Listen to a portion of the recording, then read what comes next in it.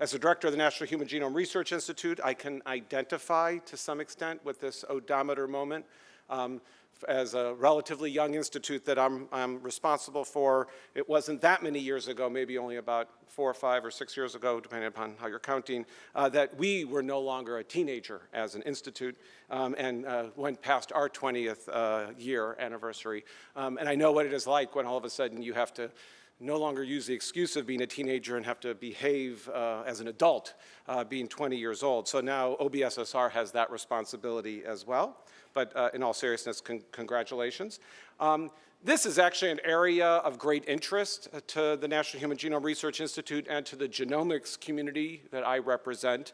From the beginning of the field of genomics, now about a quarter century ago, beginning with the Human Genome Project, our field has always incorporated components of our research program that include studying the ethical, legal, and social implications of genomic advances. And embedded within some of those issues have been very important ones related to some of the same things that OBSSR thinks about, especially in the behavioral and social sciences realms.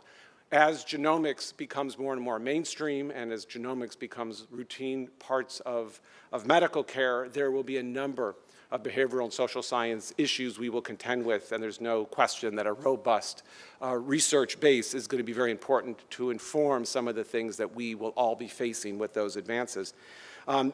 What I referred to with the Human Genome Project and our ethical, legal, social implications research program was mostly in our extramural research part of the Institute. Previously to being the director of the Institute, I was the director of the intramural program, and one of the first things I did when I became the director of the intramural program at our Institute was to create a new branch at the Institute's intramural program, the Social and Behavioral Research Branch.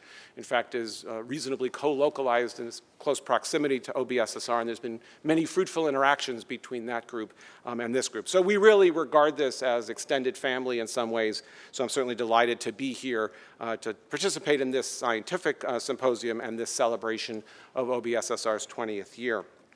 So that's all I want to say. I want to get out of the way and hear two great speakers who will be talking to us for the next hour in a session that's called Developments in Data and Methods.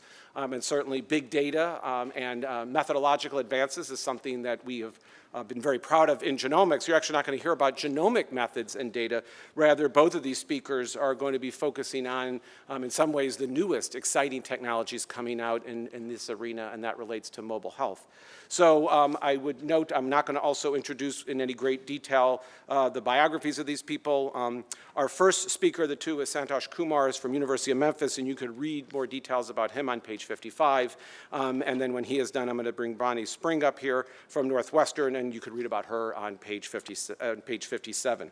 So with that, I will ask Santosh to come up. He's going to give a talk on sensor-triggered just-in-time mobile health interventions, a transdisciplinary research opportunity.